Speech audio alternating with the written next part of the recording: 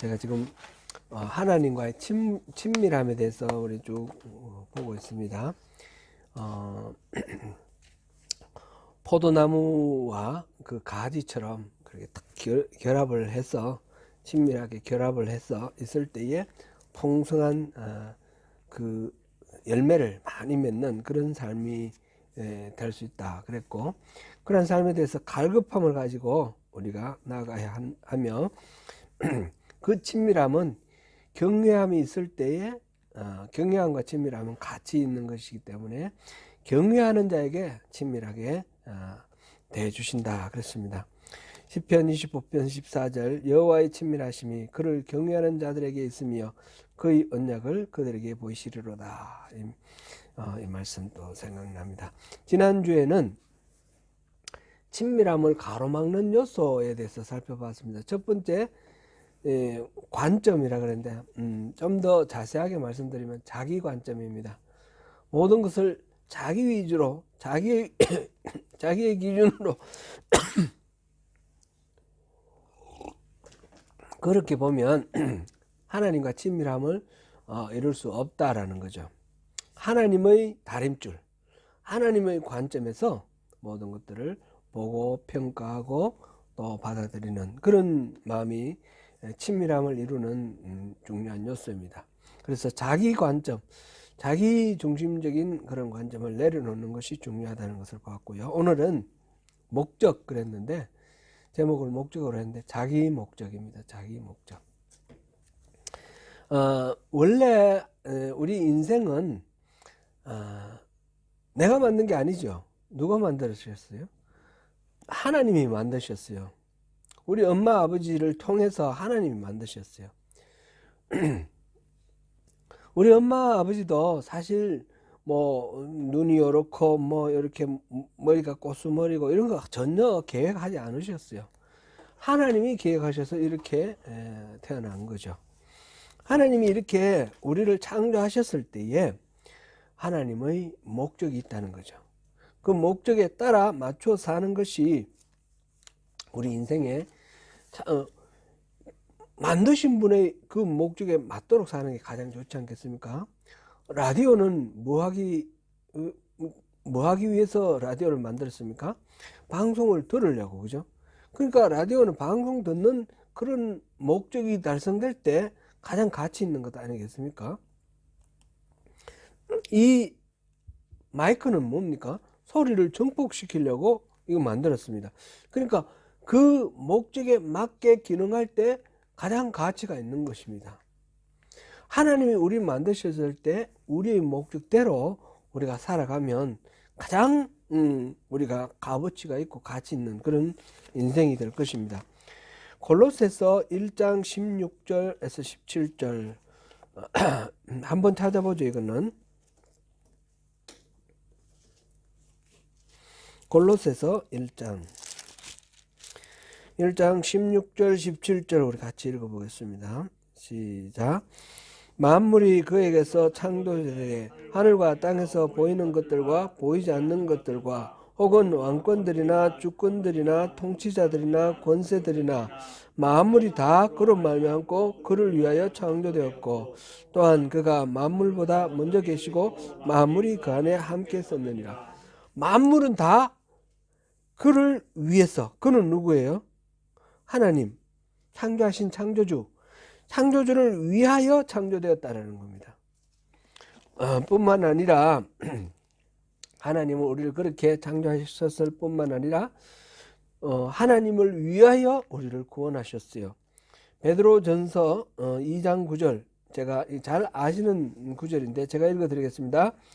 그러나 너희는 택하신 족속이요 왕같은 제사장들이요 거룩한 나라요 그의 소유가 된 백성이니 이는 너희를 어두운 데서 불러내어 그의 기이한 빛에 들어가게 하신 이의 아름다운 덕을 선포하게 하려 하심이라. 그의 기이한 빛에 들어가게 하신 이가 누구예요? 창조주 하나님, 그죠? 우리 하나님의 아름다운 덕을 선포하게 하려 하심이라. 이게 하나님의 영광을 드러내는 것이 바로 우리가 창조되고 구원받은 이유입니다. 그 목적대로 살아가는 것이 가치가 있겠죠. 고린도전서 6장 19절 20절 제가 읽어드리겠습니다. 너희 몸은 너희가 하나님께로부터 받은 바 너희 가운데 계신 성령의 전인 줄 알지 못하느냐. 너희는 너희 자신의 것이 아니라 값으로 산 것이 되었으니 그런즉 너희 몸으로 하나님께 영광을 돌리라.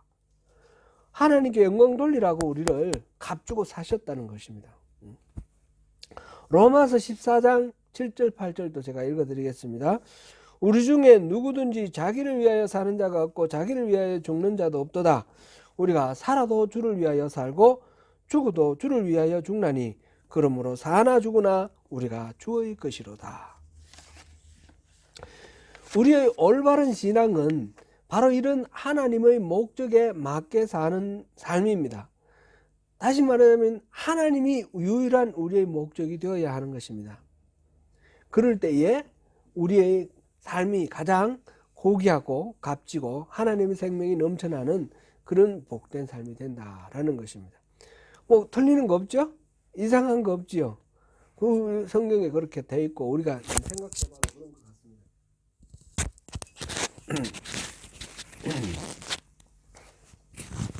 릭 워렌 목사님의 그 목적이 이끄는 삶, 거기 보니까 우리의 인생을 살아가는 동력을 여러 가지로 생각하는데 뭐 두려움 때문에 살아가는 사람도 있고 어떤 욕망 때문에 살아가는 사람도 있고 이렇게 다 있는데 인생의 목적이 이끌어가는 삶, 목적이 삶의 동력이 되는 삶, 그게 가장 가치가 있다, 그런 내용이었습니다. 목적이 이끄는 삶 다 보셨죠? 네, 참 의미가 있고 우리에게 참 많은 도움이 되는 그런 말씀입니다. 예수님은 철저하게 하나님의 목적을 위해서 사셨습니다. 다시 말해서 예수님은 철저하게 하나님의 영광을 위해서 사셨습니다. 요한복음에 나오는 몇 구절을 봐도 이것은 우리가 잘 알 수가 있습니다. 요한복음 몇 군데 찾아볼 텐데 요한복음 펼쳐가지고요. 그래 한번 5장부터 한번 보겠습니다.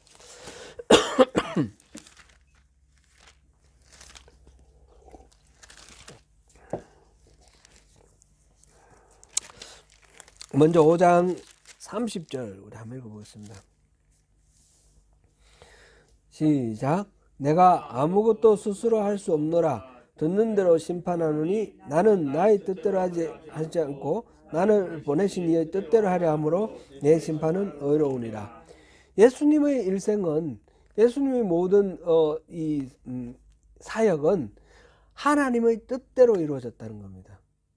하나님의 그 예수님을 보내신 목적이 있었을 텐데 그 목적에 합당하게 사는 것이 바로 예수님의 삶 자체라는 것입니다. 4장 34절 한번 읽어보겠습니다. 앞에 요한복음 4장 34절. 4장 34절 시작.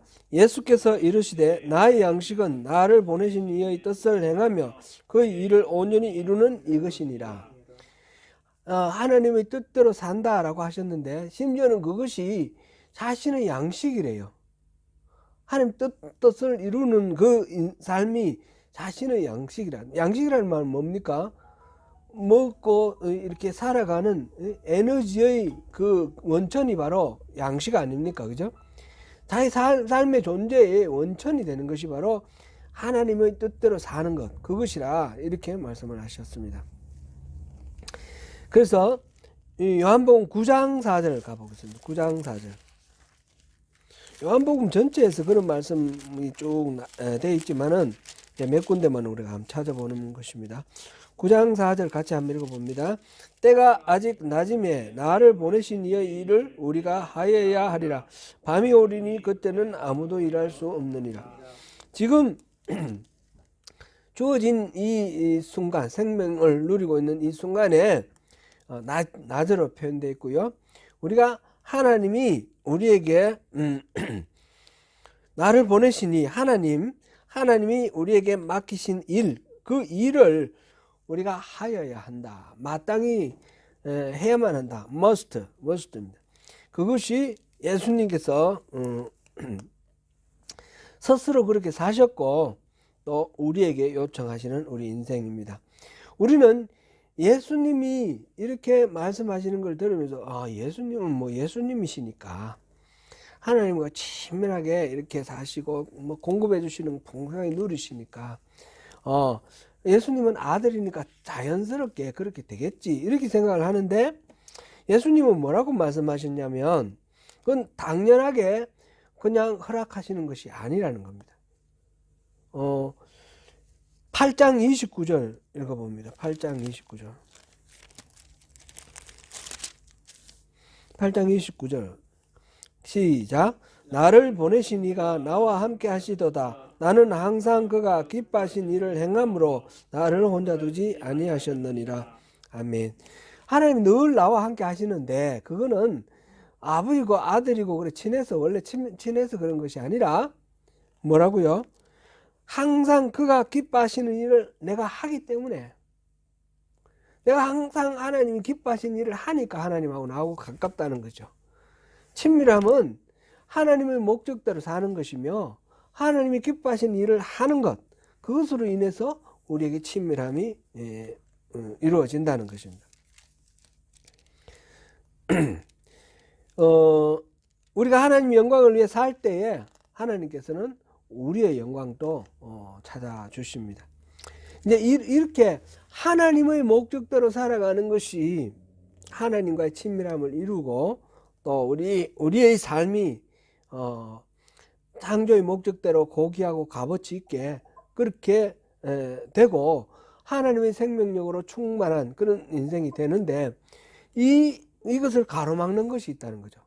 이것을 가로막는 것이 오늘은 두 가지를 봅니다. 하나는 탐심입니다. 탐심.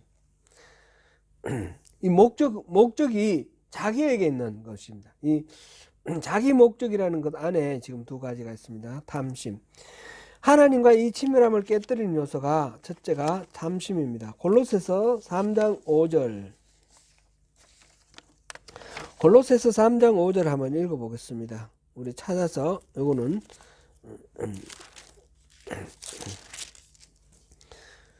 같이 읽습니다. 시작. 그러므로 땅에 있는 지체를 죽이라. 곧 음란과 부정과 사욕과 악한 정욕과 탐심이니 탐심은 우상숭배니라. 탐심은 우상숭배다 그랬습니다. 다른 신을 섬기는 거나 마찬가지입니다. 하나님이 다른 우상을 내 앞에 두지 말라 하셨는데 우리가 하나님 말고 다른 대상을 하나님을 섬기듯이 섬기는 그런 것이 바로 다름 아니라 탐심이라는 겁니다. 누구를 섬기는 것 같아요? 자기 자신을 섬기는 거예요. 자기 자신을. 자기 목적을 위해 살면 그것이 타락한 삶이고 우상숭배입니다. 이거는 불신자만의 문제가 아니고요. 믿지 않아서 우상숭배하는 게 아니라 뭐 집에 뭐 부처를 모셔놔서 그런 게 아니라 신앙생활 잘하는 사람이라도 뭐 예배 안 빠뜨리고 교회 헌신 열심히 한다 할지라도 그 모든 신앙생활의 목적이 자기 자신의 만족에 있다면, 자기 목적을 위해 사는 사람이라면 그것은 하나님과의 친밀함을 이룰 수가 없습니다. 그것 자체가 우상숭배이기 때문에 하나님은 싫어하십니다. 그 관계가 깨어진다는 겁니다. 이 애굽에서 탈출하여 나온 이스라엘 백성들을 우리 생각해 보면요, 그들은 이 출애굽에 해서 하나님이 약속하신 땅, 젖과 꿀이 흐르는 가나안 땅으로 가는 그 여정에서 하나님이 이렇게 인도해 나가시는 그 모든 여정을 좋아하지 않았습니다. 끊임없이 불평하고 하나님을 원망했습니다. 물이 없어서 원망하고 뭐 고기 먹고 싶다고 원망하고 이 환경에 대해서 불평을 했습니다. 하나님은 분명히 하나님의 뜻을 다 분명하게 전하셨습니다. 그랬는데 사람들은 하나님의 뜻을 듣고도 하나님 뜻대로 이렇게 따르는 것이 아니라 자기 생각대로, 자기가 가장 좋다고 판단하는 대로 그렇게 살아갑니다. 그 대표적인 게 모세가 하나님께로 올라가서 이제 계명을 받고 있는 동안에 이 산 아래, 시내 산 아래 있던 이 이스라엘 백성들이 모세가 보이지 않으니까 불안해진 거죠. 그래서 아론에게 와서 막 이렇게 요구를 하니까 아론이 가지고 있는 폐물을 다 꺼내놔라 그래가지고 그 폐물을 가지고 뭘 만들었습니까? 금송아지를 만들었습니다. 금송아지를 만들었는데 그 금송아지를 뭐라고 불렀습니까? 하나님이라고 불렀습니다.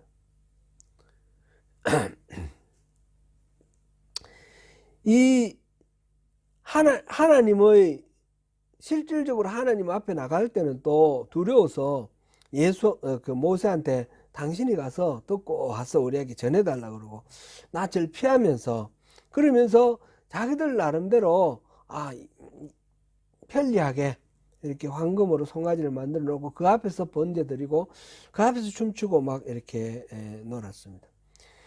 그 황금 송아지를 여호와라 그랬습니다. 하나님이라 그랬습니다. 그러니까 자기들 나름으로 뭔가 만들어 가지고 신을 섬기기를 원하는 겁니다. 진짜 하나님이 분명히 살아 계시는데도 에스겔에서 보니까 그러한 인간들의 욕심, 죄, 타락, 범죄에 대해서 말씀하시는 대목이 있는데요. 에스겔 14장 4절을 한번 보겠습니다. 에스겔 14장 4절.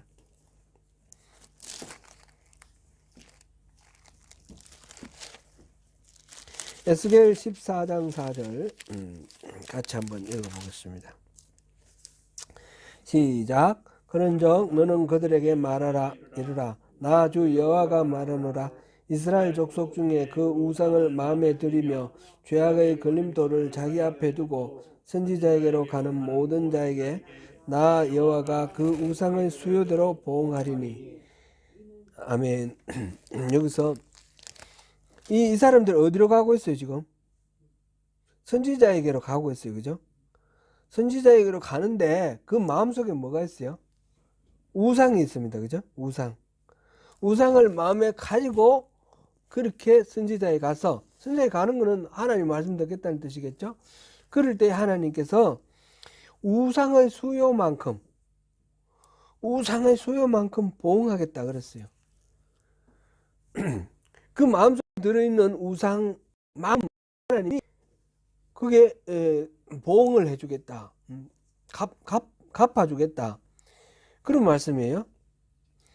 말하자면 이들이 이 에스겔 시대의 이스라엘 사람들인데 하나님을 찾고 성전에 가서 제사 드리고 이거는 예레미야나 마찬가지잖아요. 그죠? 에스겔은 조금 더 뒤 사람이지만 그런데 그렇게 하나님을 열심히 찾는데 그 속에 마음속에 우상이 있으면 그 탐욕적인 욕망이 있으면 거기에 따라서 거기에 맞게 보상을 해주신다는 거예요. 보응을 해주신다. 이거는 좋은 뜻 같습니까? 나쁜 뜻 같습니까? 안 좋은 뜻 같습니다. 그죠? 그 예는 우리가 발람을 통해서 우리가 확인할 수 있습니다. 발람. 민수기 22장 우리 가보겠습니다. 민수기 22장.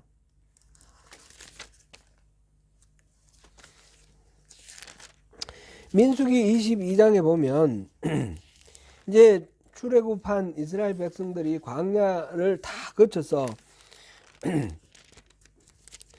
지금 모압 그 평원에 와 있습니다. 요단강 건너편 모압 평지에 진을 쳤는데 이곳에 십보르의 아들 발락이 모압 왕 발락이 이 이스라엘에 대해서 소문을 듣고 너무너무 두려웠습니다. 이집트 군대를 물리치고 출애굽해서 나왔고 중간에 아모리와 싸우고 아말렉과 싸우고 그러면서 막 싸워서 여기까지 도착했어요. 이 마지막 여기에 도착하기 바로 직전에 있었던 게 뭡니까? 아모리 왕 시혼과 바산 왕 옥 이거를 물리치고 그 땅 이렇게 이제 와 있어요. 그러니까 모압이 심히 두려워하여서 자기들이 이제 수를 썼는데 발람이라는 제사장을 선지자를 부릅니다. 발람이라는 사람은 아마 이 나중에 이렇게 쭉 흐름을 보면 하나님을 아는 사람 같아요. 그죠? 하나님을 아는 사람이고 여호와를 섬기는 사람이에요. 이 선지자예요. 그럼 이 사람을 찾아가 가지고 이 발람에게 이 이스라엘을 저주해 주면 돈을 많이 주겠다고 그렇게 지금 요청을 합니다. 그게 이제 7절, 8절 이렇게 되는데 그러면 하나님을 아는 발람이 이 발락 왕이 보낸 이 사람 심부름꾼들이 와가지고 사자들이 와서 하나님의 백성 이스라엘에 대해서 저주해달라 그럴 때에 발람은 어떤 생각이 들까요? 뭐 판단하는 게 사실상 답은 나와 있어요. 그죠? 답은 나와 있어. 답은 나와 있는데 8절에 보니까 발람이 그들에게 이르되 이 밤에 여기서 유숙하라. 여호와께서 내게 이르시는 대로 너희에게 대답하리라. 그 사람들을 그럼 요 하룻밤 자고 가라. 내가 기도해 볼게. 그리고 이제 기도를 해보는 거예요. 기도를 해보니까 하나님 뭐라고 하셨어요? 9절에 하나님이 발람에게 임하여 말씀하시되 너와 함께 있는 이 사람들 누구냐? 하나님 몰라서 물으셨을까요? 그런 건 아닐 것 같아요. 하나님 다 알고 누구야? 너 몰라? 이렇게 물어보시는 거예요. 그죠? 그랬더니 발람이 모압 왕 십보로의 아들 발락이 내게 보낸 사람들인데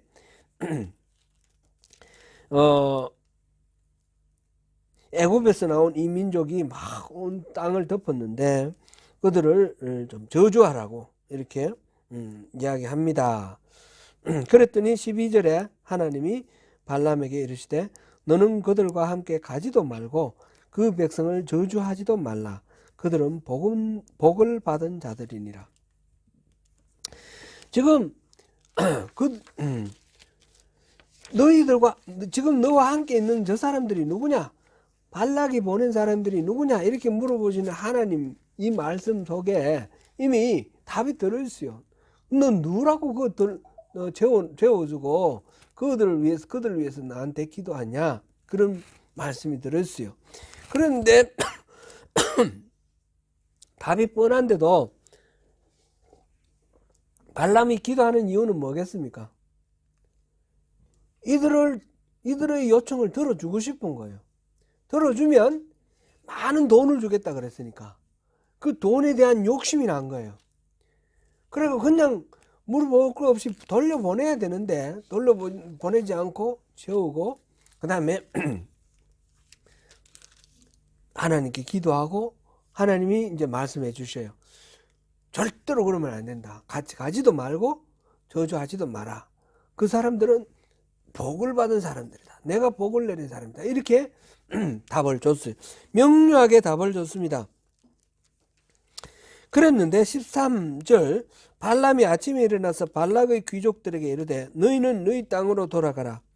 여호와께서 내가 너희와 함께 가기를 허락하지 아니하시니라.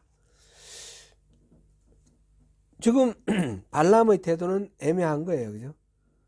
하나님이 허락 안 하니까 뭐 안 되겠어. 돌아가시오. 사실은 나는 뭐 좀 가서 좀 저주도 해보고 싶은 마음이 있긴 있지만 하나님이 허락 안 하셔요. 할 수 없어요. 이런 뉘앙스예요. 안 돼. 그리고 하나님 말씀 딱 자기가 그대로 억셉트하고 안 가겠다 이렇게 단호하게 물리치는 것이 아니라 하나님이 허락 안 하시니까 할 수 없어요. 뭐 이 정도예요. 그랬더니 발락이 다시 더 많은 사람들을 보내가지고 더 많은 그 대가를 얘기를 합니다. 네가 그대가 내게 말하는 것은 무엇이든지 다 시행하리니 청컨대 와서 이 백성을 저주해달라 그럽니다. 하나님이 말씀하셨습니까? 안 하셨습니까? 하셨잖아요. 절대로 같이 가지도 말고 저주하지도 말라 말씀하셨는데 지금 또 이 발람이 뭐라고 그럽니까? 금은 그런 거 다 줄지라도 내가 하나님의 말씀을 어겨 덜하거나 더하지는 못할 거다. 그런즉 너희도 이 밤에 여기서 유숙하라. 여호와께서 내게 무슨 말씀을 더하실는지 알아보리라. 하나님 분명히 말씀하셨는데 또 이 더 많은 거 준다 그러니까 너 안 돼. 안 가. 하나님 가지 말라 하셔서 그렇지만 좀 자고 오늘 하룻밤 자고 가. 내가 혹시 하나님 또 무슨 말씀을 더 하실는지 내가 모르니까 한번 물어볼게. 이 욕심이 계속 당기는 걸 우리가 볼 수 있죠. 밤에 하나님이 발람에게 임하여 이르시되 그 사람들이 너를 부르러 왔거든. 일어나 함께 가라. 그러나 내가 내게 이르는 말만 준행할지니라. 참 이 하나님이 끝까지 가지 마라 하시면 좋겠는데 또 가라 하시네요. 그죠? 그런데 내가 한 말만 하라 이렇게 말씀하셔요. 하나님 기쁘게 허락하신 건가 아닌가는 이어지는 사건을 보면 또 알 수가 있어요. 그 다음에 이어지는 사건이 뭡니까? 발람이 아침에 가다가 여호와의 사자가 가로막았는데 발람이 눈에는 안 보이지만 이 발람이 타고 있는 나귀가 그 여호와의 사자를 보고 전진을 못하고 그죠? 그리고 나중에 발람이 깨닫고 이런 이야기입니다. 그때서 나중에 31절 보니까 칼을 빼들고 길에 선 것을 보고 머리를 숙이고 엎드렸습니다. 그런 나귀가 반항해서 그 길을 못 가게 했던데 또 그러고도 또 못 가게 하시는 게 아니라 또 가라고 하셔요. 그죠? 또 가라고 하셨어요. 그래서 발람이 발락에게 가서 대접받고 그 대신 하나님이 말씀하신 대로 저주 안 하고 축복하고 그랬습니다. 그죠? 근데 이것들이 나중에 보면 발람이 이 발락에게 뭔가 여기는 분명히 안 나오지만 도움을 준 것 같아요. 그래서 이스라엘 사람들이 이 미디안들의 꾀에 빠져서 타락하게 되는 그런 장면이 이어서 나오지 않습니까? 이 발람의 태도에서 우리가 많은 것을 볼 수가 있습니다. 하나님의 말씀은 분명히 전해졌는데 우리 속에 다른 욕망이 있는 거예요. 탐심이 있는 거예요. 그러니까 하나님 말씀을 온전하게 따르지 않고 계속해서 하나님께 이의를 제기를 합니다. 그렇게 하면 하나님께서 딱 끊어버리시지 않고 또 이렇게 내버려 두시거든요. 이게 앞서서 에스겔에서 말한 이 우상을 마음에 품고 가면 우상의 수요만큼 봉하겠다 그 말씀이에요. 우리 안에 탐심이 있으면 탐심이 있는 만큼 그만큼 징계를 하는 거예요. 징계를 하는데 이게 하나님께서 모든 것을 딱 막아버리시는 게 아니라 말씀은 분명히 해주시고 결정은 네가 해라 이 말씀이에요. 이거는 성경 전체에서 일관되는 겁니다.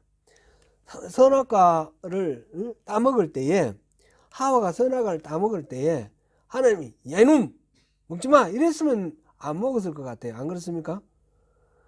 그 다음에 이 하와가 아담에게 갖고 왔을 때도 하나님이 나타나셔서 내가 뭐라 그랬어? 먹지마 그러시면 안 먹었을 것 같은데 이 하나님 놔두신단 말이죠.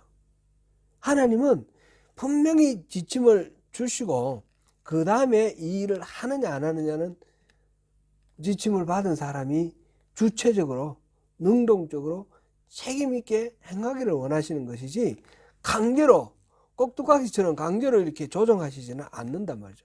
하나님은 절대적으로 우리에게 인격적으로 대하시는 거예요. 지금 발람에게도 그렇게 대하시는데 그 결과는 하나님 말씀에 즉각 순종하면 미치지 않을 그런 재앙, 그런 징계가 자기 마음속에 들어있는 탐심의 분량만큼 들어오는 거예요. 그러니까 우리가 하나님의 말씀을 몰라서 안 듣는 것이 아니라 하나님 말씀 알면서도 아이고 누가 그렇게 하나님 말씀대로 살아 그러면서 타협하면서 적당하게 이렇게 불순종할 때에 적당한 불순종 그만큼 하나님 우리에게 벌을 주시는 거예요. 징계를 주시는 거예요. 그만큼 하나님이 우리에게 주시는 복을 우리가 놓치는 거예요. 하나님이 말씀하시는 만큼 우리가 그대로 순종을 하면 하나님하고 그만큼 가까워지는데, 우리 욕심에 따라서 우리 하나님 말씀을 알면서도 우리 욕심에 그 이끄는 대로 조금씩 움직여가는 만큼 하나님으로부터 멀어진다는 거죠. 그러니까 하나님과의 친밀함을 가로막는 요소, 자기의 욕심, 자기 목적, 자기가 얻고자 하는 어떤 이득, 그것을 중심으로 한 이 탐심, 이게 하나님과의 관계, 친밀함을 가로막는 그런 요소가 된다라는 것입니다. 이런 탐심과 더불어서 또 하나 중요한 것이, 이것도 이제 자기 목적이에요. 자기 중심이에요. 자기를 높이고자 하는 마음. 그래서 자기를 높이고자 하는데 직접적으로 장애가 되는 것이 다른 사람들의 평가입니다. 그래서 사람들을 두려워하는 것, 이것이 두 번째입니다. 탐심의 열매로 나타나는 것인데, 사람을 두려워하고 선별적으로 순종하는 것입니다. 이거는 우리 사울 왕에 대해서 우리가 살펴보면 좋겠습니다. 사무엘상 9장부터 가보겠습니다. 사무엘상 9장.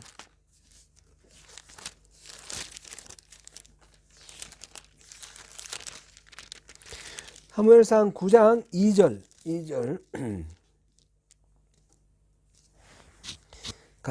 같이 봉독하겠습니다. 시작. 기스에게 아들이 있으니 그 이름은 사울이요 준수한 소년이라. 이스라엘 자손 중에 그보다 더 준수한 자가 없고 키는 모든 백성보다 더 컸더라. 아멘.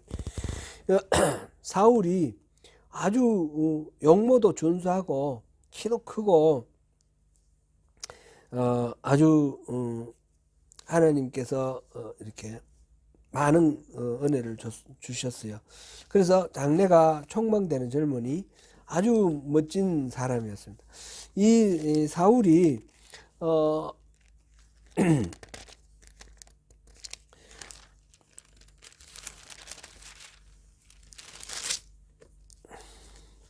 집에서 키우던 나귀를 아버지가 잃어버리셨는데, 그 나귀를 찾으러 갔다가 사무엘을 만났습니다. 그죠?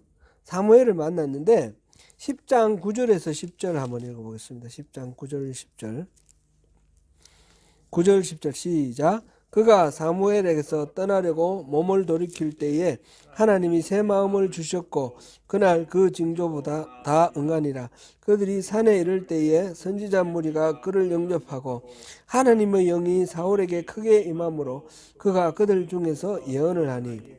지금 보니까 이 사울이 준수하고 장래 촉망되는 젊은이일 뿐만 아니라 사무엘을 만나면서 성령이 충만했어요. 하나님의 영이 그에게 충만했다 그랬습니다. 성령 충만한 그런 사람이었습니다. 그런데 이 사람이 그래서 이제 기름 붓고 왕이 되었지 않습니까? 왕이 되는 과정이 이렇게 또 처음에 사무엘에게 기름 부음을 받고 그 다음에 백성들 앞에 또 추첨을 해서 왕으로 뽑히기도 하고, 그게 이제 사무엘 10장에 나오죠. 지파별로 나오고 그렇게 해서 선출되었음에도 불구하고 사람들이 인정하지 않았는데, 암몬 사람과의 전쟁에서 공을 세우면서 사람들이 전부 다 이제 사울을 왕으로 인정하게 됩니다. 이제 사울은 왕으로 이렇게 뽑히는 그런 과정이 세 번이 있어요. 세 단계를 거쳐요. 사무엘에게 기름 부음 받는 것, 그리고 미스바에서 백성들로부터 이렇게 선출되는 것, 그 다음에 암몬 나하스의 그 침략에 물리치면서 백성들에게 길갈에서 왕으로 세움 받는 것, 이렇게 해서 모든 백성들로부터 인정받는 이 사람은 준수하고 성령 충만하고 또 용맹하고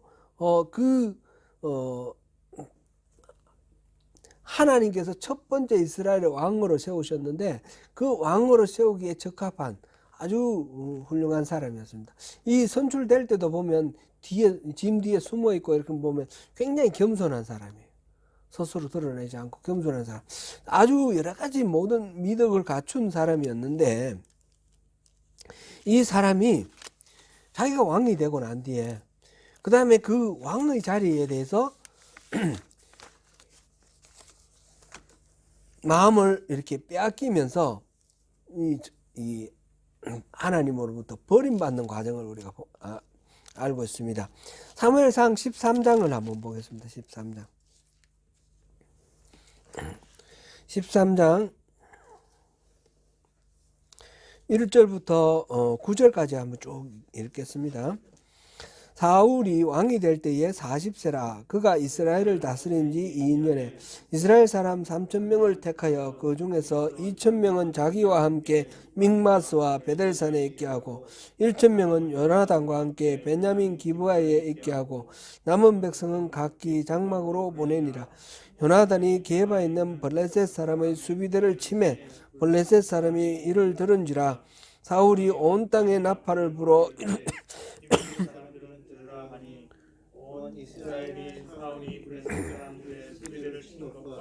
이스라엘이 블레셋 사람들의 미움을 받게 되었다함을 듣고 그 백성이 길갈로 모여 사울을 따르니라. 블레셋 사람들이 이스라엘과 싸우려고 모였는데 병거가 3만이요 마병이 6,000명이요 백성은 해변의 모래같이 많더라.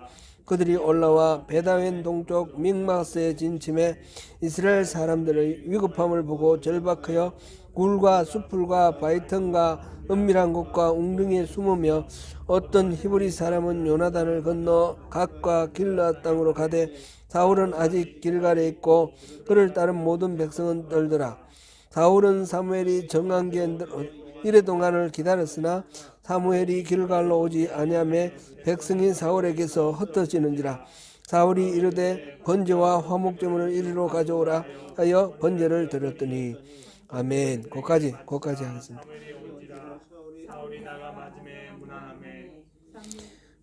아예 14절까지 읽을까요? 예.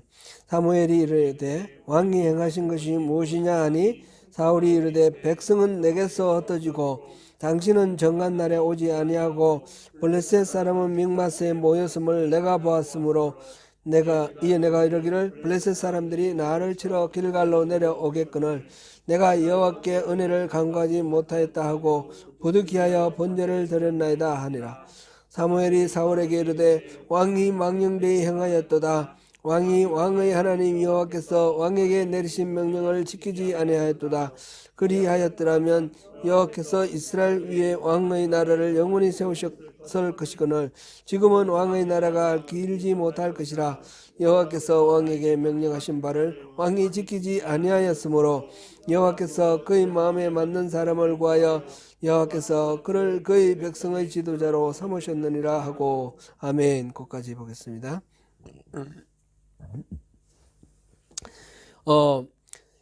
7일 사무엘이 7일 만에 돌아오겠다고 약속을 했는데 지금 사울이 이 적들이 지금 믹마스에 모였는데 병거가 3만이요 마병이 6,000명이요 백성은 해변의 모래같이 많더라. 저거의 규모가 너무너무 크고 위용이 막 무서우니까 사람들이 8절에 사무엘이 길갈로 오지 아니하며 백성이 사울에게서 흩어지는지라. 사람들이 겁에 질려서 떠나간단 말이죠. 흩어지니까 사울이 어떻게 했습니까? 자기가 번제를 드렸습니다. 왕은 번제를 드릴 수 없죠. 제사장이 번제를 드려야 되지 않습니까? 그죠? 근데 자기가 번제를 드렸습니다. 7일 동안 기다리라 그랬는데 7일째예요. 7일째에. 지금 아직까지 시간이 있어요. 약속한 시간이. 사무엘이 와보니까 이미 번제를 드렸어요. 약속대로 왔는데 7일 만에 왔는데 이미 제사를 드렸습니다. 왜 드렸습니까? 백성들이 두려워서 떠나가므로. 백성들이 떠나가니까 자기가 두려운 거죠. 그래서 그렇게 부득이 제사를 드렸다 그렇습니다. 이렇게 해서 하나님으로부터 버림을 받는데 하나님께서 그런데 한 번 더 기회를 주십니다. 그죠? 한 번 더 기회를 주시는데 15장에 보면 아말렉을 진멸하라 하셨어요. 아말렉을 다 진멸하라 그러셨는데 그런데 이 사울이 아말렉을 다 진멸하지 않고 살찐 소와 이런 것들을 남겨놓고 왕을 붙들어 놨습니다. 아각 왕을. 그 사무엘이 오니까 맨 먼저 발견한 것이 무엇입니까? 15장 12절, 11절, 12절을 한번 읽어보겠습니다. 내가 사울을 왕으로 세운 것을 후회하노니 그가 돌이켜서 나를 따르지 아니하며 내 명령을 행하지 아니하였음이니라 하신지라. 사무엘이 근심하여 온 밤을 여호와께 부르시더니라. 사무엘이 사울을 만나려고 아침에 일찍 일어났더니 어떤 사람이 사무엘에게 말하여 이르되 사울이 갈멜에 이르러 자기를 위하여 기념비를 세우고 발길을 돌려 길갈로 내려갔다 하는지라. 지금 갈멜에 지금 갔는데 사울이 전성 기념비를 세워놓고 비석을 세워놓고 떠났다는 거죠. 비석을 자기가 이렇게 높임 받고 자기의 어떤 공을 사람들이 칭송하기를 바라는 그런 기념비를 세우고 떠나갔다는 거죠. 하나님께서 이게 온전히 순종하지 않고 남겨놓은 거 이런 것 때문에 온전히 순종하지 않는 사울을 버리겠다 하셨는데 지금 그 버림 받을 사울의 태도는 자기를 높이려고 하는 그런 것으로 나타났습니다. 그 다음에 우리가 오늘 봉독한 그 본문에 가서 15장 우리가 읽은 부분에 27절에 보니까 이제 그 가서도 이제 사울이 하나님으로부터 버림받았음을 사무엘이 말을 했습니다. 그죠? 그랬더니 사무엘의 옷자락을 잡았어요. 옷자락을 잡아가지고 사무엘이 단호하게 떠나가는데 옷이 찢어질 정도로. 그러니까 이거는 되게 간절하게 붙드는 겁니다. 간절하게 붙드는데 이 30절 우리 한 번 더 읽어볼까요? 시작. 사울이 이르되 내가 범죄하였을지라도 이제 청하옵나니 내 백성의 장로들 앞과 이스라엘 앞에서 나를 높이사 나와 함께 돌아가서 내가 당신의 하나님 여호와께 경배하게 하소서 하더라. 지금 하나님께서 버리셨다 그랬는데 버림받은 거에 대해서는 이제 됐습니다. 이제 더 이상 얘기 안 합니다.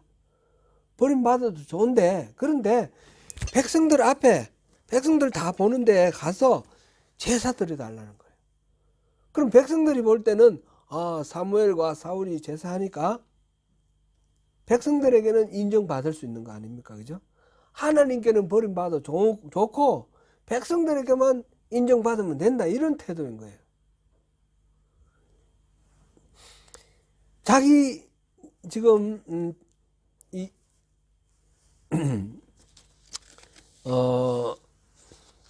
사람들을 두려워하는 거, 자기가 사람들로부터 인정받고자 하는 거, 내가 사람들한테 존경함을 얻고자 하는 이것이 이렇게 되면 이제 하나님과는 관계는 어떻게 됐습니까? 완전히 끝난 거죠. 사울은 하나님으로부터 완전히 버려진 거죠. 하나님과 우리와의 친밀함은 관점이 하나님의 관점이 돼야 된다 그랬고 오늘 우리가 살펴본 것은 목적이 하나님의 목적을 위해서 살아야 된다고 그랬습니다. 근데 하나님의 목적으로 온전하게 가지 못하고 자기 목적, 자기 욕심대로 살아가려고 하고 자기가 높임 받으려고 하고 자기가 존귀함을 받으려고 하는 이런 마음이 있으면 하나님과의 관계가 깨어지는 겁니다. 이게 바로 자기를 우상으로 섬기는 겁니다. 우상은 특별히 뭐 상을 만들어 놓는 게 아니라 하나님 외에 더 소중하게 여기고 절대적인 가치를 부여하는 그런 대상이 바로 우상인데 자기 자신의 탐심과 자기를 높이고자 하는 그것이 우상이 되는 것입니다. 그래서 그렇게 될 때는 우리가 하나님으로부터 멀어지고 하나님 주시는 그 모든 생명의 그 능력을 공급받지 못하고 공고한 그런 인생이 됩니다. 사랑하는 성도 여러분, 우리의 참신앙은 하나님의 목적을 위해 사는 삶입니다. 하나님이 우리의 목적된 삶입니다. 그럴 때에 하나님과 더욱 친밀함을 이룰 수 있습니다. 하나님을 통해서 우리가 어떤 목적을 이루려고 하는 것, 하나님을 통해서 하나님이 주시는 어떤 선물을 얻고 내가 어떤 지혜를 얻고, 하나님이 주시는 선물, 하나님의 손을 구하는 것이 아니라 하나님 그 자신, 하나님 얼굴이라고 우리가 표현을 했습니다. 하나님 얼굴을 구하실 때에 우리가 하나님과 친밀해지고 하나님이 주시는 그 은혜, 그 영광 안에서 모든 복을 누리게 됩니다. 하나님 바라보는 것 자체가, 제가 이제 해바라기 비유를 제가 몇 번 말씀드렸는데, 이 해바라기는 이 태양을 바라보면 자기가 풍성해지는 거예요. 자기가 내실이 든든해지고 풍성해지는 거예요. 우리가 하나님 바라보면 바라볼수록 우리가 풍성해지는 겁니다. 하나님 은혜가, 하나님 영광이 우리의 것으로 이렇게 전달이 되어 오는 겁니다. 전가되어 오는 것입니다. 그런 하나님과의 친밀한 가운데 주님 주시는 그 하늘에 속한 신령한 복을 풍성하게 누리시는 저와 여러분 되시기를 축원합니다.